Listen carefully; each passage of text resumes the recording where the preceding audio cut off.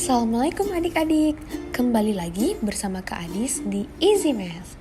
Kali ini kita akan membahas mengenai materi aturan sinus kosinus. Let's go.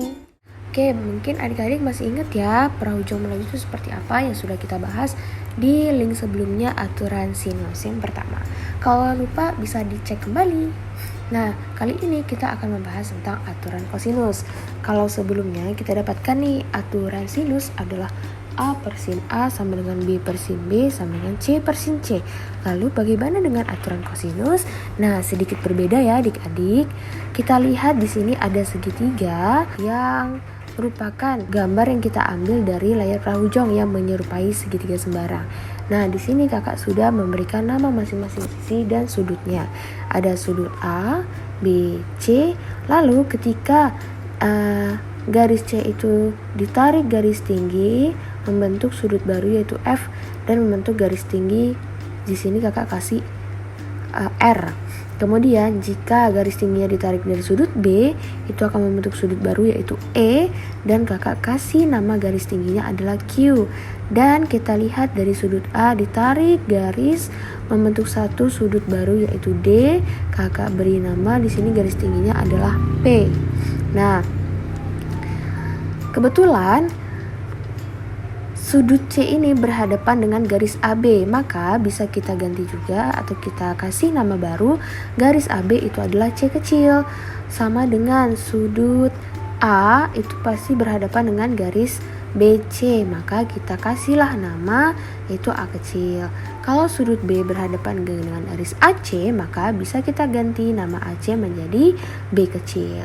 Oke, kita cari sama-sama bagaimana menemukan rumus kosinus. Kita harus menemukan 3 persamaan. Yang pertama, kita menggunakan rumus dasar sinus. Nah, kita dari A ya, untuk menemukan A. Nah, jadi sin A itu kan sama dengan depan per miringnya. Depan dari sudut A adalah CF dan miringnya adalah AC. Oke, apakah benar? Ya, berarti sin A sama dengan CF per AC. Nah, kebetulan AC ini kan sama dengan B kecil. Maka kita tulis di sini sin A sama dengan CF per B. Oke. Nah, berarti kita dapat nih persamaan 1 di mana CF sama dengan B sin A. Kita lanjutkan ke persamaan kedua masih dengan gambar yang sama. Nah, di mana kita menggunakan rumus kosinus dasar. Cos A ya kita misalkan yaitu sisi sampingnya per sisi miring. Nah, cos A sisi sampingnya adalah AF dan sisi miringnya adalah AC. Nah, berarti cos A sama dengan AF per B. Kita dapatkan lagi nih persamaan 2 dari AF sama dengan B cos A. Kemudian untuk persamaan 3 kita cari dari garis yang di bawah sini, di mana BF, panjang BF itu pasti garis terpanjang dikurang terpendek. Garis terpanjangnya adalah AB dikurang garis pendeknya adalah AF. Maka BF sama dengan AB kurang AF. Kita sudah dapatkan tadi kalau AB itu sama dengan garis C yang berhadapan dengan sudut C. Kemudian AF kita dapatkan dari persamaan kedua yaitu B cos A. Maka bisa kita tulis BF sama dengan C dikurang B cos A. Setelah itu kita ingat kembali bahwa kita menggunakan Pythagoras. Kita menggunakan rumus Pythagoras. Di sini kita ambil dari BC kuadrat. Nah, BC kuadrat, ini gambarnya ya. BC kuadrat itu kan pasti CF kuadrat ditambah BF kuadrat. Nah, kita sudah dapatkan di mana CF tadi kita dapatkan B sin A.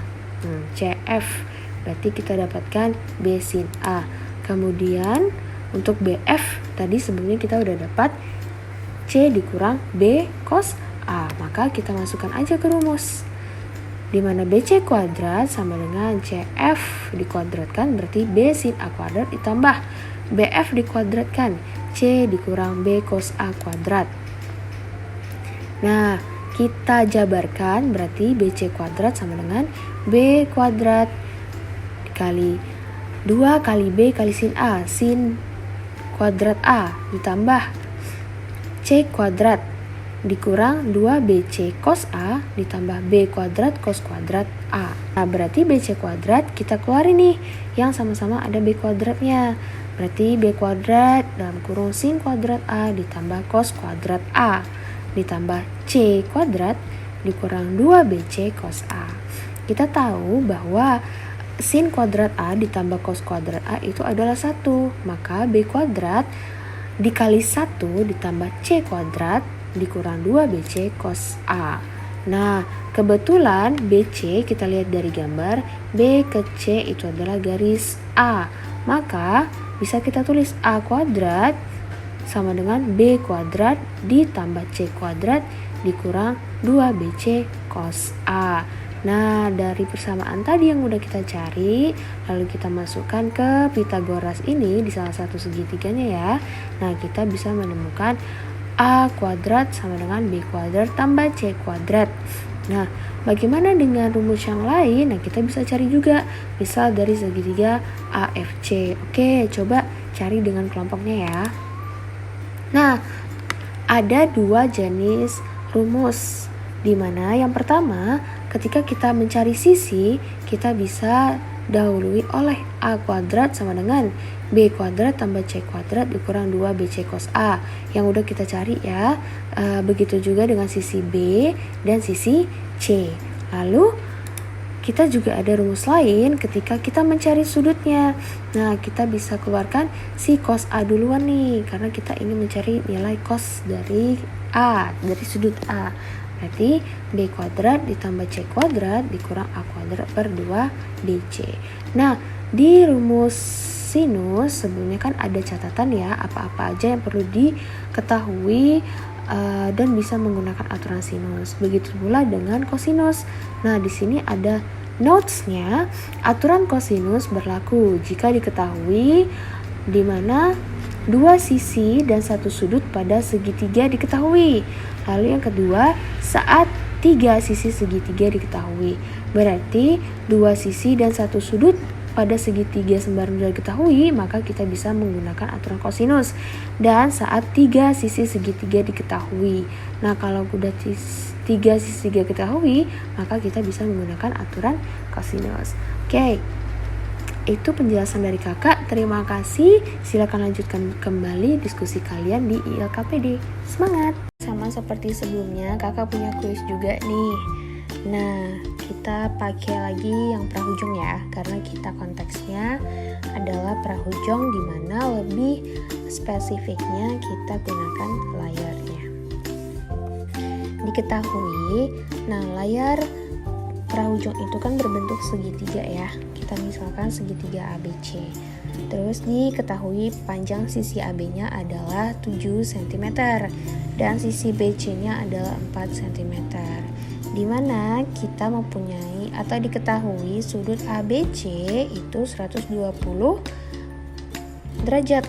Nah, berarti sudut di B nih 120 derajat.